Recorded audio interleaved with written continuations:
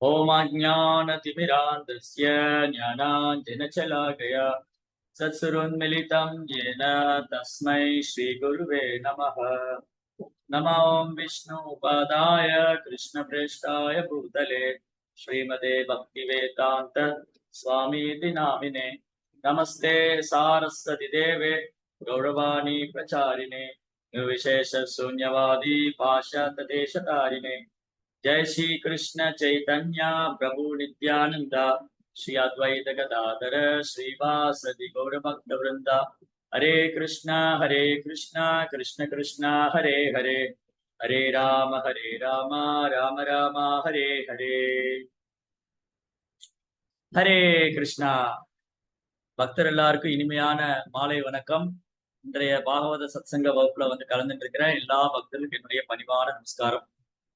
ஸ்ரீமத் பாகவதம் 2ஆம் ஸ்கந்தம் 1வது அத்தியாயம். Second canto first chapter. அதுல இன்னைக்கு வந்து இந்த ஃபர்ஸ்ட் சாப்டரோட end of the session. Srimad Bhagavatam 1ஆம் ஸ்கந்தத்தோடைய 2ஆம் ஸ்கந்தத்தோடைய 1ஆம் அத்தியாயத்தோடைய கடைசி பாகம் இன்னைக்கு நம்ம பார்க்கணும். ஸோ இவ்வளவு நாள் நீங்க ஒரு அத்தியாயமா படிச்சுட்டு வந்தீங்க. முதல் ஸ்கந்தத்துல இருந்து இப்ப 2ஆம் ஸ்கந்தத்துல முதல் அத்தியாயம். சரி, இப்போ இதுல நம்ம இந்த ஸ்லோகங்களை பார்க்கறதுக்கு முன்னாடி நம்ம சில கேள்விகளை நமக்குள்ள கேட்கணும். இன்னைக்கு சமுதாயத்துல பெரும்பாலும் இந்த கேள்விகள்லாம் இருக்கு. இந்த கேள்விகள்லாம் சமுதாயத்துல பெரும்பாலும் இருக்கு. உங்களுக்கு பதில் தெரிஞ்சவங்க கை தூக்குங்க. எவ்வளவு பேர் இந்த மாதிரி உங்ககிட்ட கேள்வி கேட்டிருக்காங்க, அதுக்கு நீங்க என்ன பதில் சொல்லியிருக்கீங்க, அதே மாதிரி நீங்க எங்கேயும் பதில் சொல்லலாம். என்ன அப்படின்னா, இப்போ உதாரணத்துக்கு கடவுள் ஒருத்தர் தான், கடவுள் ஒருவர். அது வந்து கிறிஸ்தவர்கள் யெகோவா. ஆனா அவங்க வந்து ஜீசஸ் கிறிஸ்ட், இயேசு கிறிஸ்துவையும் கடவுளா வழிபடுறாங்க. ஆனா அவர் கடவுளுடைய அவதாரம் அல்ல. அவர் வந்து தன்னை இறை தூதர் தான் சொல்றார். பைபிள்ல வந்து இயேசுநாதர் தன்னை இறை தூதர், நான் இறைவனின் குழந்தை, நான் கடவுளின் குழந்தை, நான் வந்து உங்களுக்காக கடவுளிடம் மன்றாடி பிரார்த்திக்கிறேன், நான் ஆண்டவரிடத்துல பிரார்த்தனை செய்கிறேன். ஓ ஆண்டவரே, இவர்கள் செய்யும் பாவங்களை வெறுத்து விடுங்கள், இவர்களை வெறுத்து விடாதீர்கள், தயவுசெய்து இவர்களுக்கு உங்கள் கருணையை காட்டுங்கள் அப்படின்னு எல்லாருக்காகவும் இறை தூதரான பகவானுடைய பிரதிநிதியான இயேசுநாதர் பிரார்த்தனை செய்யறார். ஆனா கிறிஸ்தவர்கள் என்ன பண்றாங்க, இயேசு வந்து கடவுளா சொல்றாங்க. அப்புறம் அவங்க பல்வேறு வழிபாட்டு முறைகள் வச்சிருக்காங்க. குறிப்பா சொல்ல பார்த்தா அவங்க ஒரு கடவுள் ஒருத்தர் தான். அது சிலர் இயேசுவ கடவுளா வழிபடுறாங்க, சிலர் இயேசுவோடைய அம்மாவான மேரி அவங்கள வழிபடுறாங்க, சிலர் குழந்தை இயேசு அதுல நிறைய வழிபாட்டு முறைகள்ல இருக்கு. ஆனா அவங்க பைபிள் வச்சுக்கிட்டு அதுக்கு பிரதானமான வழிபாடு செய்யறாங்க. சிலர் வந்து அதுலயே கூட நிறைய கருத்து வேறுபாடுகள் இருக்கு. சிலர் வந்து கடவுளுக்கு உருவம் இருக்குங்கிறாங்க. சில கிறிஸ்தவர்களை சில பிரிவினர்கள் வந்து கடவுளை உருவ வழிபாடா செய்யறாங்க. சிலர் இறை தூதர கடவுளா வழிபடுறாங்க. அதுக்கப்புறம் சிலர் இல்ல, கடவுளுக்கு உருவம் கிடையாது அப்படின்னு சொல்லி அவங்க வந்து இந்த பைபிளோட வசனங்களை வழிபடுறாங்க. பெந்தகோஸ்தல் மாதிரி இருக்கிறவங்க. இந்த மாதிரி அதுல நிறைய பிரிவுகள்ல இருக்கு. அதே போல இஸ்லாம்ல இருக்கிறவங்க அல்லாஹ்வுக்கு ரூபம் கிடையாது, அவர் உருவமற்றவர், இறைவன் எங்கும் வியாபிச்சிருக்காரு அப்படின்னு அவரை இஸ்லாத்துல இருக்கிறவங்க அவர் அல்லாஹ்வை வழிபடுறாங்க. அதே போல நம்முடைய சனாதன தர்மத்துல எண்ணற்ற வழிபாடுகள் இருக்கு. சிலர் வந்து முருகரை வழிபடுறாங்க, சிலர் கணபதியை வழிபடுறாங்க, சிலர் வந்து பெருமாளை வழிபடுறாங்க, சிலர் சிவபெருமானை வழிபடுறாங்க, சிலர் பார்வதியை வழிபடுறாங்க. இந்த மாதிரி இதுல எண்ணற்ற வழிபாட்டு முறைகள். அப்போ உங்ககிட்ட யாராவது ஏன் நம்மளுடைய இதுல மட்டும் இவ்வளவு வழிபாட்டு முறைகள், இப்போ இஸ்லாத்துல உள்ளவங்க ஒரு கடவுள் தானே சொல்றாங்க, ஒரே கடவுளா இருந்துட்டா இந்த குழப்பம் இருக்கா இல்ல? அப்ப இஸ்லாத்துல வந்து ஒரே கடவுளை வழிபடுறாங்க, கிறிஸ்தவத்துல கூட பைபிளை மட்டும் பின்பற்றாங்க, ஏன் வந்து நம்ம தர்மத்துல இவ்வளவு கடவுள் இருக்காங்க அப்படின்னு யாருக்கா பதில் தெரியுமா? தெரிஞ்சா கைது. ஏன் இவ்வளவு வழிபாட்டு முறைகள்? சிலர் முருகரை வழிபடுறாங்க, சிலர் வந்து கணபதியை வழிபடுறாங்க, சிலர் சிவபெருமானை வழிபடுறாங்க, சிலர் வந்து பார்வதியை வழிபடுறாங்க, சிலர் பெருமாளை வழிபடுறாங்க, சிலர் ஹனுமானை வழிபடுறாங்க. சீதலா மாதாஜி.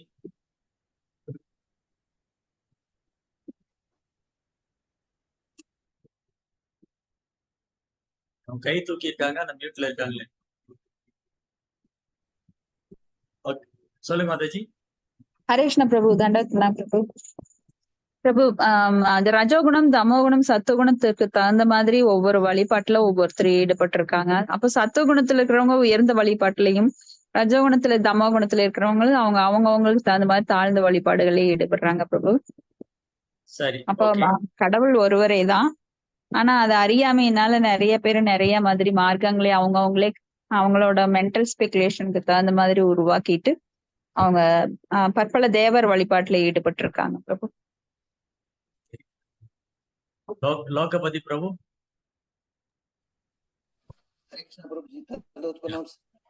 பிரபு நீங்க மீண்டும் வந்ததுக்கு ரொம்ப நன்றி பிரபு. எல்லா பக்தருடைய பிரார்த்தனை, எல்லா பக்தர்களும் பிரார்த்தனை பண்ணிருக்காங்க, ஆசீர்வாதம் பண்ணிருக்காங்க, அன்பு காமிச்சிருக்காங்க. அதுதான் பகவான் ஒரு வாய்ப்பு கொடுத்திருக்காரு பக்தருடைய சங்கம் எடுத்துக்கிறதுக்காக. ஹரே கிருஷ்ணா. பிரபுஜி, இது முறையான கல்வி முறை இல்லாததாங்க. இது அதாவது பிறந்த உடனே அவங்க அப்பா அம்மா அவங்க முன்னெடுத்து அதை ஆரம்பத்திலிருந்தே அவங்களுக்கு தெரியப்படுத்தினா அந்த கல்வி முறையில ஒரு ஒழுங்குமுறை இருந்ததுன்னா இது இந்த பிரச்சனை வராதுங்க. இது அவங்கவுங்க மன போக்குல இது பண்றதுனாலதான் அந்த பிரச்சனைங்க. சாஸ்திரம் சம்பிரதாயம் இதெல்லாம் சரியா பின்பற்றாதனால அந்த பிரச்சனை. ஹரே கிருஷ்ணா பிரபு. பிரபு நல்லா இருக்கீங்களா பிரபு? ரொம்ப நாள் கழிச்சு உங்களை பாக்குறோம் பிரபு. ரொம்ப ஹாப்பியா இருக்கு பிரபு. திருப்பி எங்களுக்கு கிளாஸ் கொடுக்கறதுக்கு ரொம்ப தேங்க்ஸ் பிரபு. பிரபு பிரபு அறியாமையில தான் பிரபு இருக்காங்க. 33 கோடி தேவர்கள்லயும் எல்லாரும் இருக்காங்கன்னு சொல்லிட்டு இவங்க சொன்ன மாதிரி ஒவ்வொரு பேரண்ட்ஸ் அவங்க முன்னோர்கள் வழிபட்டது பிரபு. முன்னோர்கள் வழிபடுறது அப்படியே அவங்க பரம்பரையா நம்ம இவங்களதான் குலசாமியை வச்சுக்கணும், இவங்களதான் நம்ம முருகனை தான் வழிபடணும், நம்ம பிள்ளையார தான் வழிபடணும் அவங்க சொல்லி கொடுத்ததை வச்சு அந்த பரம்பரையில அவங்க அந்த மாதிரி வழிபடுறாங்க பிரபு. சரி, ஹரே கிருஷ்ணா. சரி, தேங்க்யூ. நீங்க எல்லாம் உங்களுடைய கருத்துக்களை பரிமாறினதுக்கு ரொம்ப நன்றி. எஸ், அதாவது நம்முடைய சனாதன தர்மம், இந்த சனாதன தர்மம் எப்ப தோன்றியது அப்படின்னு யாராலும் சொல்ல முடியாது. இப்போ கிறிஸ்துவ மார்க்கத்தை எடுத்துக்கிட்டீங்கன்னா ஒரு 2500 ஆண்டுகளுக்கு முன்பு தோன்றியது. இஸ்லாம் மார்க்கம் ஒரு 2000 ஆண்டுகளுக்கு முன்பு தோன்றியது. பௌத்த மார்க்கம் ஒரு 2300 ஆண்டுகளுக்கு முன்பு. இப்படி ஒரு தோராயமா சொல்லலாம். ஒண்ணு இப்ப பௌத்த மார்க்கம்னா ஒரு 2000 வருஷத்துக்கு முன்னாடி தோன்றியது. இஸ்லாம் மார்க்கம் ஒரு 2500 வருஷம், கிறிஸ்தவனா ஒரு 3000 வருஷம். இப்படி வந்து ஒரு 2000-3000 ஆண்டுகளுக்குள்ள இதெல்லாம் தோன்றி இருக்குன்னு சொல்லலாம். கிறிஸ்தவ மார்க்கமோ பௌத்த மார்க்கமோ அல்லது ஜெயின மார்க்கமோ அல்லது இஸ்லாமோ, இந்த மாதிரி மார்க்கம் என்பது இறைவனை அடைவதற்கான ஒரு ஆன்மீக பாதை. ஒரு குறிப்பிட்ட மார்க்கத்தை பின்பற்றுறது மூலமா அந்த இறை தூதர் மூலமா இறைவனை அறிய முயற்சிக்கிறது இப்படி. ஆனா நம்முடைய சனாதன தர்மம் எப்ப தோன்றியதுன்னு சொல்ல முடியாது. பகவத்கீதை வேணா சொல்லிடலாம். 5000 வருஷத்துக்கு முன்னாடி பகவான் இந்த பூமியில இருந்த போது பகவத்கீதை கொடுத்தாரு. ஏறக்குறைய 5000 ஆண்டுகள், 5000 ஆண்டு. அப்போ இஸ்லாம் மார்க்கமும் கிடையாது, பௌத்த மார்க்கமும் கிடையாது. அந்த 5000 வருஷம் பகவான் இந்த பூமியில இருந்து பகவத்கீதை கொடுக்கும் போது இஸ்லாம் மார்க்கமோ கிறிஸ்தவ மார்க்கமோ எந்த ஒரு மார்க்கமும் கிடையாது. அதுக்கு அப்ப 5000 ஆண்டுகளுக்கு முன்பு பகவத்கீதை கொடுக்கப்பட்டதுன்னா அதுக்கு முன்பாகவே வேதங்கள் புராணங்கள்லாம் இருந்திருக்கு. 4 வேதங்கள், 18 புராணங்கள், 108 உபனிஷத்துக்கள், இதெல்லாம் எப்ப தோன்றியது அப்படின்னு நம்ம சொல்லவே முடியாது. அதுதான் நித்திய சனாதனம் என்றால் நித்தியமானது, மாற்றம் இல்லாதது, நிலையானது. அப்போ இந்த சனாதன தர்மம், இந்த சனாதன தர்மத்துல வந்து நீங்க எல்லாம் சொன்ன மாதிரி சரியான பயிற்சி இல்ல, புரிதல் இல்லை. அது எங்கிருந்து விலகுது? சனாதன தர்மத்துடைய கொள்கை எங்கிருந்து விளங்குதுன்னா உயர்ந்த வகுப்பினருடைய வீழ்ச்சி. உயர்ந்த வகுப்பினருடைய வீழ்ச்சியிலிருந்து ஆரம்பிச்சு படிப்படியா பிராமணர்கள், சத்திரியர்கள், வைசியர்கள், சூதரர்கள், இந்த 4 பிரிவினர். இந்த 4 பிரிவினருடைய குறிப்பா இரு பிரிவினுடைய வீழ்ச்சி, பிராமணர், சத்திரியர். இந்த இரு பிரிவினருடைய வீழ்ச்சி தான் சனாதன தர்மத்தை நாம் விலகியதுக்கான காரணம். நாம் இன்று சனாதன தர்மத்தை பின்பற்றி கொண்டிருக்கிறோம். ஆனா என்னன்னே தெரியாம பின்பற்றிட்டு இருக்கிறோம். ஏன் இந்த வழிபாடு செய்ய வேண்டும்? நம்ம சனாதன தர்மத்தில் ஒரே கடவுள் என்ற கொள்கை இல்லையா? சனாதன தர்மம் என்றால் என்ன? சனாதன தர்மத்தில் ஒரே ஒரு கடவுள் வழிபாடு கிடையாதா? அப்ப இதிகாச புராணங்கள் என்ன சொல்லுது அப்படின்னு ஒரு சின்ன விளக்கு. இன்னைக்கு வகுப்பு வந்து கொஞ்சம் தத்துவார்த்தமா இருக்கும். ஆனா நமக்கு தேவையான பாடம். ஏன்னா இங்க இந்த ஸ்ரீமத் பாகவதத்துல இந்த அத்தியாயத்துல இந்த 2ஆம் ஸ்கந்தத்துல உள்ள அத்தியாயங்களை புரிஞ்சுக்கணும்னா நாம சில அடிப்படையான விஷயங்களை தெரிஞ்சுக்கணும். அடிப்படையான சில விஷயங்களை தெரிஞ்சுக்கிட்டாதான் இங்க சொன்ன விஷயங்கள் நமக்கு புரியும். அப்போ சனாதன தர்மம் இன்றைக்கு மக்கள் மத்தியில தவறாக சித்தரிக்கப்படுகின்றது, தவறாக பின்பற்றப்படுகிறது. இதற்கான போதனை கிடையாது. இந்த மாதிரி பல்வேறு குழப்பங்கள் இருக்கு இன்னைக்கு மனித சமுதாயத்துல. குறிப்பா அரசியல் தலைவர்கள், சினிமா நடிகர்கள், அப்புறம் பேரளவான சமுதாய போராளிகள், இந்த மாதிரி நிறைய பேர் இருக்காங்க. சோ இவங்க இந்த சனாதன தர்மத்தை குறித்து தவறான கருத்துக்களை பதிவிடும். அதுல சில தவறும் இருக்கு, சிலது உண்மையும் இருக்கு. எப்படின்னா, ஒரு காலகட்டத்துல பிராமணர்கள் தங்களுடைய கடமையிலிருந்து விலகினதுனாலையும், சத்திரியர்கள் தன் கடமையிலிருந்து விலகினதுனாலும் தான் இவ்வளவு குழப்பங்கள் காரணம். சரி, இப்ப இங்க சொன்னாங்க இந்த விராட புருஷர் அல்லது விஸ்வரூபம், பகவானுடைய பௌதிக தோற்றம், பகவான் கிருஷ்ணருடைய பௌதிக தோற்றம் தான் இந்த விராட ரூபம் அல்லது விஸ்வரூபம். இந்த விராட ரூபத்துக்குள்ள எல்லாமே அடங்கிடும். எல்லாமே 7, 14 லோகங்கள், அண்ட சராசரங்கள். நீங்க கூட பகவத்கீதையில படிச்சிருப்பீங்க. அந்த விராட புருஷருக்குள்ள எல்லாமே அடங்கி இருக்கு. அவர் அர்ஜுனனுக்கு அந்த விஸ்வரூபத்தை காண்கிறார். ஏன்னா 10ஆம் அத்தியாயத்துல பகவான் சொன்னார், இப்போ பகவான் சொன்னது மாதிரி வேற யாருமே சொல்லல.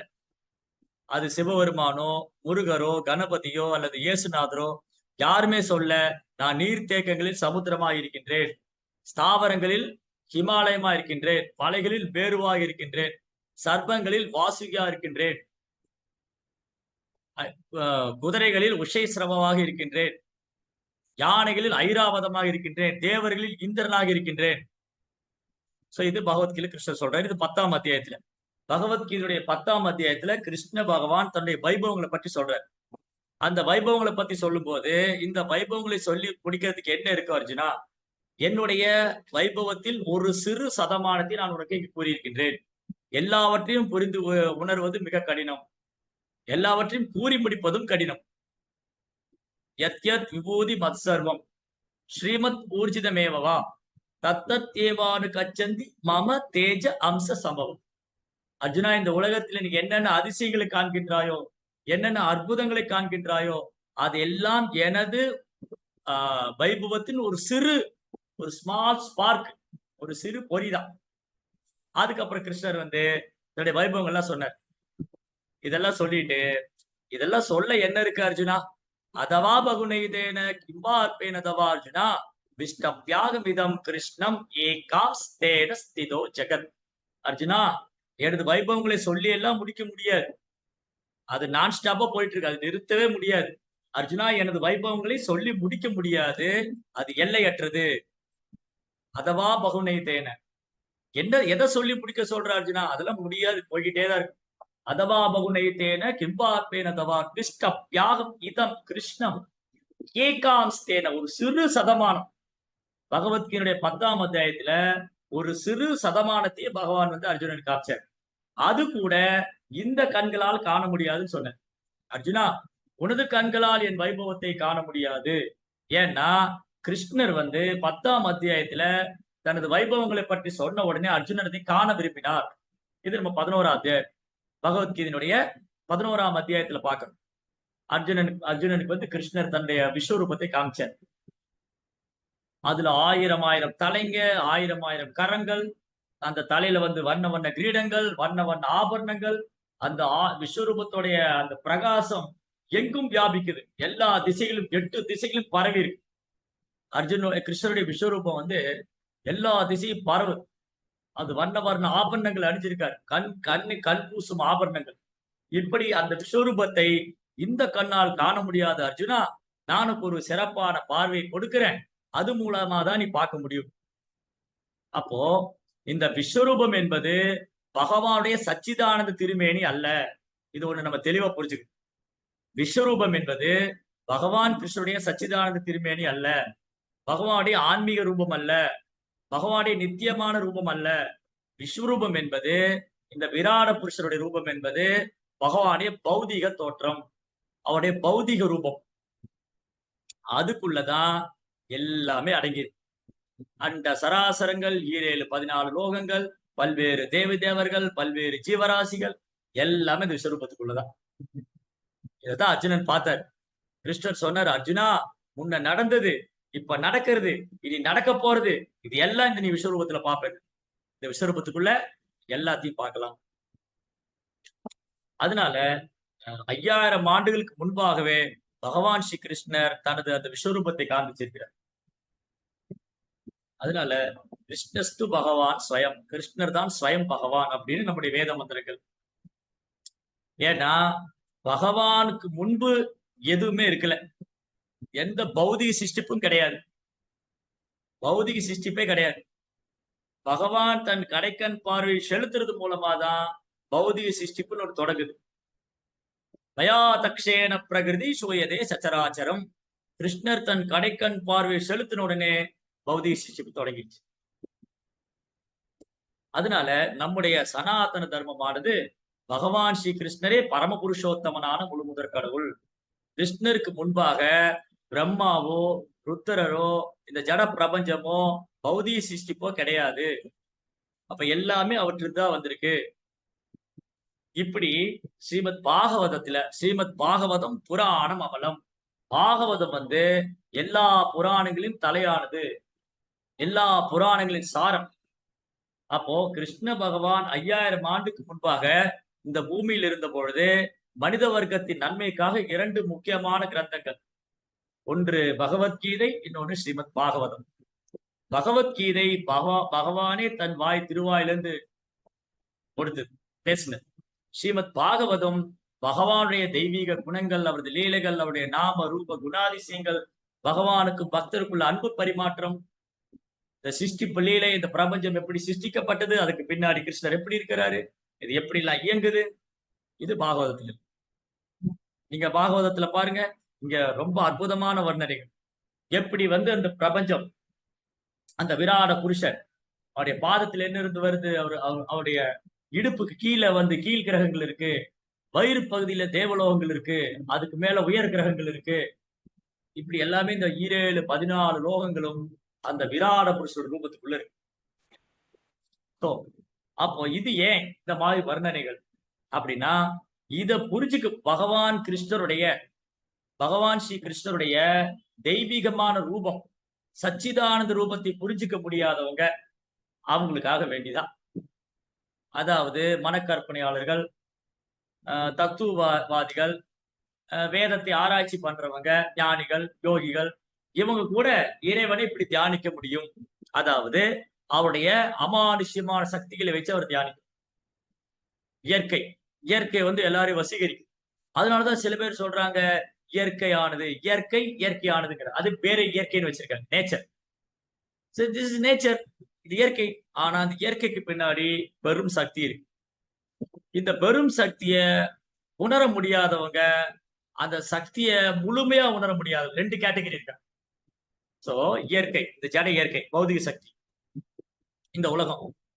உங்களுக்கு நான் முன்னே சொன்ன மாதிரி வகுப்பு கொஞ்சம் தத்துவார்த்தமா தான் இருக்கும். புரியலன்னா நீங்க கை தூக்கிருக்கு, நான் திரும்ப சொல்லிடுறேன். யாருக்காவது நீங்க சொன்னது புரியல, திரும்ப ஒருக்கா சொல்லுங்க அப்படின்னா கை தூக்கி, இல்ல வகுப்பு முடிஞ்சது நீங்க கேள்வி கேட்க. இப்போ இந்த ஜட சக்தி, இந்த பௌதிக உலகம் இருக்கு இல்லையா, அந்த இயற்கை, நிலம், நீர், நெருப்பு, காற்று, இந்த பஞ்சபூதங்கள், இந்த பூகோளம், இந்த மாதிரி எண்ணற்ற கோள்கள், இந்த இயற்கையை வந்து 2 விதமா புரிஞ்சுக்க முயற்சி பண்றாங்க. ஒருத்தர் வந்து ஆராய்ச்சி செய்து புரிஞ்சுக்க முயற்சி பண்றாங்க. ஒரு சாரர் வந்து ஆராய்ச்சி செஞ்சு தெரிஞ்சுக்க முயற்சி பண்றாங்க. இனி ஒரு சாரர் வந்து மனக்கற்பனையில தெரிஞ்சுக்க முயற்சி பண்றாங்க. மனக்கற்பனை பண்ணிக்கிட்டே முனிவர்கள் இவங்க எல்லாம் மனக்கற்பனை பண்றவங்களா இருக்காங்க. இது இப்படி வந்திருக்கலாம், அது அப்படி வந்திருக்கலாம், இதுல இருந்து இது தோன்றி இருக்கலாம், அதுல இருந்து அது தோன்றி இருக்கலாம், இல்ல வந்து எல்லாமே பிரம்மன்ல இருந்து வந்திருக்கலாம், அந்த பிரம்மம் தான் நித்தியமானது, அப்படி ஆராய்ச்சி பண்றவங்களுக்கு. இனி ஒருத்தர் வந்து நவீன நாகரிகம், விஞ்ஞான முன்னேற்றம், இதை கொண்டு ஆராய்ச்சி பண்றவங்க இருக்காங்க. இந்த பூகோளம் எப்படி இயங்குது, பூமியில இந்த சூரியன் எவ்வளவு தொலைவில் இருக்கு, சந்திர மண்டலத்துக்கு போக முடியுமா, வேற எங்காவது கிரகத்துக்கெல்லாம் போக முடியுமா அப்படின்னு ஆராய்ச்சி பண்றவங்க இருக்காங்க. ஆனா இந்த 2மே கால விரயம் தான். மனக்கற்பனை பண்ணியும் பிரயோஜனம் இல்லை, ஆராய்ச்சி பண்ணியும் பிரயோஜனம் இல்லை.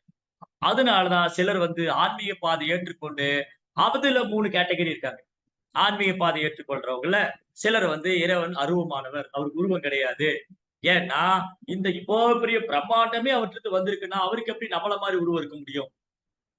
அதனாலதான் இஸ்லாம் போன்ற மார்க்கத்தை பின்பற்றவங்க நீங்க இறைவனுக்கு ஒரு குறிப்பிட்ட உருவத்தை வைக்க முடியாது, ஏன்னா அவர் மிக பெரியவர், இறைவன் பெரியவர், எல்லா புகழும் இறைவனுக்கு, ஏன்னா இறைவனை நம்மை போல ஒப்பிட முடியாது, அவர் வந்து இந்த பிரபஞ்சத்தை இயக்குறாரு, பிரபஞ்சத்தை பராமரிக்கிறாரு, பிரபஞ்சத்தை பாதுகாக்கிறாரு, அப்போ அவர் எப்படி நம்மள மாதிரி இருக்க முடியும்?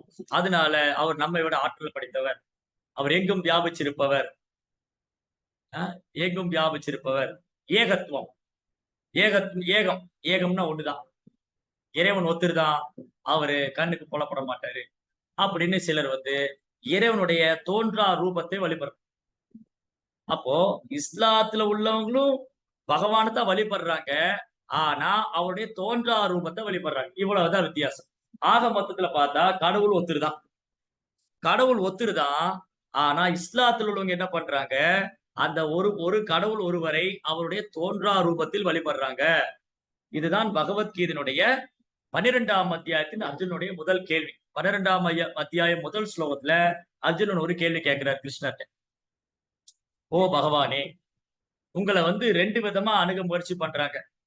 ஒருத்தர் வந்து உங்களுடைய தோன்றா ரூபத்தை வழிபடுறாங்க, இனி ஒருத்தர் வந்து உங்களை சச்சிதானந்த ரூபம், இப்ப என் முன்னாடி நிக்கிறீங்களே உங்களை வழிபடுறாங்க. இதுல யார் பக்குவமானவங்க? உங்களை உருவ வழிபாடு செய்யறவங்க பக்குவமானவங்களா, இல்ல உங்களை அருவ வழிபாடு செய்யறவங்க பக்குவமானவங்களா? இப்ப இந்த கேள்வி நமக்கே இருக்கும் இல்லையா? சோ இந்த கேள்வியை 5000 ஆண்டுகளுக்கு முன்பாவே அர்ஜுனன் கேட்டிருக்காரு. அப்ப 5000 ஆண்டுக்கு முன்னாடி இஸ்லாம் கிடையாது. அப்படின்னா 5000 ஆண்டுக்கு முன்னாடியே இறைவனை அருவமா வழிபடுறவங்க இருக்காங்க. உங்களுக்கு புரிஞ்சிருக்கும்னு நினைக்கிறேன். இஸ்லாம் மார்க்கம் வந்தது 2500 ஆண்டுகளுக்குள்ளதான் இருக்கு. ஆனா 5000 ஆண்டுக்கு முன்பாகவே இறைவனை அருவத்தன்மையில வழிபடுறவங்க இருந்திருக்காங்க. இறைவனுக்கு ரூபம் இல்ல, அவர் அருவமானவர். பிரம்மவாதிகள், அவங்கள பிரம்மவாதிகள்னு சொல்லுவாங்க. பிரம்மத்தை இறைவனுடைய பகவானுடைய கிருஷ்ணருடைய உடல்ல இருந்து வரக்கூடிய தேஜஸ், அந்த பிரம்மத்தை வழிபடக்கூடியவங்க பிரம்மவாதிகள். அருவாவாதிகள், அதுக்கப்புறம் மாயாவாதிகள். மாயாவாதிகளுக்கும் இவங்களுக்கெல்லாம் கொஞ்சம் வித்தியாசம் இருக்கு. அதாவது பிரம்மவாதியான அருவாவாதிக்கும் மாயாவாதிக்கு என்ன வித்தியாசம் அப்படின்னா, பிரம்மவாதியான அருவாவாதி இறைவனை பிரம்மமா ஏற்றுக்கொள்றார், அருவ பிரம்மமாக அவருடைய ஒளி வடிவில் ஏற்றுக்கொள்றார், இறைவன் ஒளி வடிவானவர் அப்படின்னு. ஆனா மாயாவாதி என்ன பண்ணிடுறாருன்னா, அந்த இறைவனை அருவமா நினைக்கிறது மட்டுமல்லாம, அந்த இறைவன் இந்த பூமியில வரும் பொழுது அவரு நம்மை போல ஒரு உடம்பு எடுத்துக்கிறாரு, ஒரு சாதாரண மனுஷனாதான் இருக்காரு, அதுக்கப்புறம் அவர் இறந்து போயிடுவாரு, அதுக்கப்புறம் அவர் பிரம்மமாயிருவாரு அப்படின்னு நினைக்கிறதுனால மாயாவாதிகள் இன்னும் ரொம்ப கீழே. அதாவது அவங்க கிருஷ்ணருக்கு அபராதம் செய்யறோம். மாயாவாதி கிருஷ்ண அபராதி. ஏன்னா அவங்க கிருஷ்ணருடைய உடலை பௌதிகமானதுன்னு நினைக்கிறாங்க, நம்முடைய உடலை போல நினைக்கிறாங்க. சரி, இது இருக்கட்டும், இது அப்புறம் நம்ம விவாதிப்போம். இப்போ இந்த அருவ வழிபாடு, அப்போ இந்த அருவ வழிபாடு என்பது எப்பவுமே இருக்கு, எப்பவுமே இருக்கு. யாருக்குன்னா, இறைவனுடைய சச்சிதானந்த ரூபத்தை உணர முடியாதவங்க, இறைவனுடைய தெய்வீக ரூபத்தை காண முடியாதவங்க, இறைவனுடைய அந்த உன்னதமான லீலைகளை புரிந்து கொள்ள முடியாதவங்க, இறைவனுக்கு ரூபம் இல்லை என்று நினைப்பவர்களுக்கு அருவ வழிபாடு சிபாரிசு செய்யப்படும். அதுக்கப்புறம் சில யோகிமார்கள்லாம் வந்து பல சித்திகளை அடையணும் முயற்சி பண்ணுவாங்க. அவங்க பரமாத்மாவை தியானிக்கிறாங்க. பரமாத்மா தான் எல்லாத்துக்கும் காரணம், அப்படி பரமாத்மா வழிபாடு. இது ரெண்டும் கடினமானது. பரமாத்மா வழிபாடும் கடினமானது, அப்புறம் வந்து இந்த இறைவனை வந்து அருவமா வழிபடுறது கடினமானது. ஆனா பக்தர்கள் வந்து ரொம்ப சுலபமா பகவானை சச்சிதானந்த ரூபத்துல வழிபடுறாங்க. இப்போ இந்த 3 பேர்ல பக்தர்கள் ரொம்ப சுலபமா தங்களுடைய மனதை வந்து கிருஷ்ணர் மேல பதிக்க முடியும். ஆனா அருவாவாதிக்கோ அல்லது பிரம்மவாதிக்கோ மாயாவாதிக்கோ அல்லது வந்து யோகிகளுக்கோ தங்களது மனதை பதிப்பது என்பது மிக கடினம். அதுதான் பகவத்கீதை கிருஷ்ணர் சொல்றாரு, கிளேஷோவாதிகரஸ்தேசாம் அவ்யக்தா சத்த சேதசம். அதாவது என்னுடைய தோன்றா ரூபத்தை வழிபடுறது மிக கடினமானது. சரி சுவாமி, அதுதான் கடினங்கிறீங்க, அந்த பாதை ரொம்ப கடினங்கிறீங்க, அதுல அவர் முழுமையா இறைவனை வந்து அந்த மார்க்கத்துல அந்த பாதையில முழுமையா உணர முடியாதுன்னு சொல்றீங்க, அப்புறம் முயற்சி பண்றாங்க? அது விரும்புறவங்களுக்காக இருக்கு. யாரு? பக்தி மார்க்கத்தை ஏற்றுக்கொள்ள முடியாதவர்களுக்காக அப்படி ஒரு வாய்ப்பு. ஏன்னா பகவான் வந்து யாருடைய சுதந்திரத்திலும் தலையிட விரும்புறது. நம்ம எந்த மாதிரி அவர் அணுகணும்னு நினைக்கிறோமோ, எந்த மாதிரி ஒரு வழிபடணும்னு நினைக்கிறோமோ அதற்கான ஏற்பாடுகளை செய்யறது. அப்போ யாராவது இறைவனை தோன்றா ரூபத்துல வழிபட்டா அவங்க அவங்க வந்து அந்த மாதிரி இறைவனை உணர முடியும். அந்த அறிவு மிக குறைந்ததுன்னு கிருஷ்ணர் சொல்றாரு. என்ன சொல்றாருன்னா, இந்த மாதிரி பல்வேறு தேவதை வழிபடுறவங்களும் இருக்காங்க. இவங்க எல்லாம் கிருஷ்ணர் என்ன சொல்றாரு, ஏன்யாப்ய தேவதா பக்தியா யஜந்தே ஸ்ரத்தையான்விதா ஏபி மாம் ஏவ கௌந்தேயா யஜந்தி அவிதி பூர்வகம். இப்போ அருவாவாதிகள் இறைவனை, அதாவது பிரம்மத்தை வழிபடுறாங்க. அவங்க மறைமுகமா கிருஷ்ணரை தான் வழிபட்டு இருக்காங்க. அதே போல தேவதை வழிபடுறவங்களும் மறைமுகமா கிருஷ்ணரை தான் வழிபடுறாங்க. அப்ப இஸ்லாத்துல அல்லாஹ் வழிபடுறவங்களும் மறைமுகமா கிருஷ்ணரை தான் வழிபடுறாங்க. அப்போ இறை தூதரான இயேசுநாதர் சொல்றாரு, ஆண்டவர் இருக்காரு, பரலோகம் இருக்கு, அந்த பரலோகத்தில் ராஜ்யம் இருக்கு, நான் உங்களுக்காக ஆண்டவரத்தில் மன்றாடி பிரார்த்திக்கின்றேன். அப்போ ஆண்டவர் யாரு? அவர் அதை சொல்லல. ஏன்னா அவர் ஆண்டவர் யாருன்னு சொன்னா அதை புரிந்து கொள்ளக்கூடிய நிலைமையில மக்கள் இல்லை. இதுதான் பிரபுபாதர் சொன்னார் அவருடைய புஸ்தகத்துல. அவர் சீடர்கள் கேட்டாங்க ஒரு தடவை, பிரபுபாதருக்கும் சீடர்களுக்கும் உரையாடல் நடந்தது. அந்த உரையாடல்ல பிரபுபாடி சீடர்கள் கேட்டாங்க அமெரிக்கால. ஏன்னா அமெரிக்கால பெரும்பாலும் கிறிஸ்டியானிட்டி ஃபாலோ பண்றவங்க தானே, வெஸ்டர்ன் கண்ட்ரீஸ்ல. அப்போ அவங்க கேட்டாங்க, பிரபுபாதா நீங்க வந்து இயேசு கிறிஸ்துவ வந்து இறை தூதர்னு சொல்றீங்க, அவர் பகவானுடைய பிரதிநிதின்னு சொல்றீங்க, அவர் ஒரு ஆச்சாரியன்னு சொல்றீங்க, அப்படின்னா அவர் ஏன் உங்களை மாதிரி கிறிஸ்டர் தான் முழுமுதற் கடவுள் சொல்லல? ஏன் இயேசு கிறிஸ்து வந்து கிறிஸ்டர் தான் முழுமுதற் கடவுள் சொல்லல? அவர் சொல்லியிருந்தா இவ்வளவு குழப்பம் கிடையாது, எல்லாருமே கிறிஸ்டர் வழிபட்டு இருப்பாங்களே, மேற்கத்திய நாடுகளோட கிறிஸ்டர் வழிபட்டு இருப்பாங்களே. அப்ப பிரபுபாதர் சொன்னாரு, அவர் சொல்லி இருப்பாரு, உங்களுக்கு புரிஞ்சுக்கூடிய சக்தி கிடையாது, அதனால அவர் சொல்லல. இப்ப ஏன் பிரபுபாதர் வந்து சொல்றாரு? பிரபுபாதர் சொல்ல வேண்டிய அந்த சேவையை வந்து பகவான் பிரபுபாதருக்கு கொடுத்திருக்காரு. இயேசு கிறிஸ்துவுக்கு அவருக்கு உண்டான சேவையை மட்டும் கொடுத்திருக்காரு. நபிகள் நாயகத்துக்கு அவருக்கு உண்டான சேவையை மட்டும் கொடுத்திருக்காரு. அதே போல பிரபுபாதர், பக்தி சித்தா, இந்த மாதிரி இறை தூதர்கள் வந்துகிட்டே தான் இருக்காங்க. இறை தூதர்கள் வந்துகிட்டே தான் இருக்காங்க. இந்த இறை தூதர்கள் இடத்துக்கும் நேரத்துக்கும் சூழ்நிலைக்கும் தகுந்தாற் போல வருவாங்க. அவங்க எந்த இடத்துல தோன்றாங்க, எந்த காலத்துல தோன்றாங்க, அங்க சூழ்நிலை எப்படி இருக்கு, அங்க மக்களுடைய மனோபாவம் எப்படி இருக்கு, அதற்கு தகுந்தாற் போல அவங்க உபதேசம் கொடுப்பாங்க. அந்த பகுதியில் இருக்கிற மக்கள் உணரக்கூடிய வகையில, குறிப்பா மேற்கத்திய நாடுகள்ல, அரபு நாடுகள்ல, இந்த மாதிரி பகுதியில் உள்ளவங்க அவங்க இறைவனை, அவருடைய சச்சிதானந்த ரூபத்தை பகவான் கிருஷ்ணன் உணர்வது மிக கடினம். அதனால அவங்களுக்கு புரிஞ்சுக்கிற மாதிரி, அவங்க வழிபடுற மாதிரி அவங்க சொல்லி கொடுத்தாங்க. அப்ப இந்த இஸ்லாம்ங்கிறது கூட கிறிஸ்தவத்திலிருந்து பிரிஞ்சு வந்ததுதான். இஸ்லாத்தோடைய தோற்றம் கிறிஸ்தவத்திலிருந்து பிரிந்து வந்ததுதான். ஏன்னா கிறிஸ்தவத்துல வந்து ஒரு காலகட்டத்துல எல்லா இறை தூதர்களும் இறைவனா வழிபட ஆரம்பிச்சிட்டாங்க. அப்போ நபிகள் பார்த்தாரு, இவங்க இறை தூதர் எல்லாம் இறைவனா வழிபடுறாங்க, அப்ப இந்த வழிபாடு தவறானது அப்படின்னு சொல்லிட்டு அவர் வந்து இறைவனுக்கு உருவம் இல்லைன்னு சொல்றாரு. அவர் உருவமற்ற தன்மையை வழிபட சொல்றாரு. இந்த மாதிரி இடத்துக்கும் சூழ்நிலைக்கும் காலத்துக்கும் ஏற்றாற் போல இறை தூதர்களா வந்தாங்க. ஆனா இதுக்கெல்லாம் முன்பாகவே வந்து நம்முடைய சனாதன தர்மம், ராமாயணம், மகாபாரதம், ஸ்ரீமத் பாகவதம், இதெல்லாம் வந்து ரொம்ப ரொம்ப பழமையானது. பாருங்களேன், இந்த பாகவதமே 5000 வருஷத்துக்கு முன்னாடி சொல்றது இப்ப நம்ம உட்காந்து பேசிக்கிட்டு இருக்கிறோம். இன்னும் அழியல. இதுதான் சனாதனம். பல ஆச்சாரியர் வந்து போயிட்டாங்க, பல மார்க்கங்கள் வந்திருக்கு, ஆனா இன்னும் பாகவதம் இருக்கு. இன்னும் பாகவதம் இருக்கு, பக்தி நூல் இருக்கு, பாகவதம் இருக்கு, ராமாயணம் இருக்கு, மகாபாரதம் இருக்கு, இதிகாச புராணங்கள் இருக்கு. அப்ப இந்த வேதங்களும் இதிகாச புராணங்களும் எப்பொழுது தோன்றியது? யாராலும் சொல்ல முடியாது. அப்போ காலப்போக்குல கலியுகத்தினுடைய சுபாவத்தினால இந்த சனாதன தர்மத்துல என்ன ஆயிடுச்சுன்னா, இதை பின்பற்ற வேண்டியவங்க, பிரச்சாரம் செய்ய வேண்டியவங்க, நீங்க எல்லாம் சொன்ன மாதிரி அவங்க அதுல இருந்து விலகிட்டாங்க. கலோ சூத்திர சம்பவ கலியுகத்துல என்ன ஆயிடுச்சுன்னா எல்லாரும் சூதரன் ஆயிட்டாங்க. சூதரன்னா யாரு? உலகின்பம் தான் பிரதானம், பௌதிக வாழ்க்கை தான் பெருசு, வேற எதுவும் யோசிக்க நேரம் இல்ல, கடவுளை பத்தி யோசிக்க நேரம் இல்ல, ஆன்மீக விஷயங்களை பயிற்சி பண்ண நேரம் இல்ல, அதிகாலையில் எழுந்திருக்க நேரம் இல்ல, உலகின்பம் தான் வாழ்க்கை. அதுதான் சூதரன். அப்ப கலோ சூத்திர சம்பவ கலியுகத்துல சூதர்கள் அதிகமாயிட்டதுனால கலியுகத்துல வந்து பிராமண பண்பாடு, பிராமண கலாச்சாரம் குறைந்து கொண்டே வருகிறது. ஏறக்குறைய விலகிட்டோம். அப்ப கலியுகத்துல எதுக்கு பற்றாக்குறை? பிராமண கலாச்சாரத்துக்கு தான் பற்றாக்குறை. கலியுகத்துல எதுக்கு பற்றாக்குறை? ஆன்மீக வழிபாடு, பக்தி தொண்டுக்குதான் பற்றாக்குறை. கலியுகத்துல எதுக்கு பற்றாக்குறை? நல்ல பக்தி மார்க்கத்தை போதிக்கக்கூடிய பக்தர்களுக்கு தான் பற்றாக்குறை. வேற எதுக்குமே பற்றாக்குறை கிடையாது. உணவுக்கு பற்றாக்குறை கிடையாது, உறைவிடத்துக்கு பற்றாக்குறை கிடையாது, இனப்பெருக்கத்துக்கு எதுக்குமே பற்றாக்குறை கிடையாது.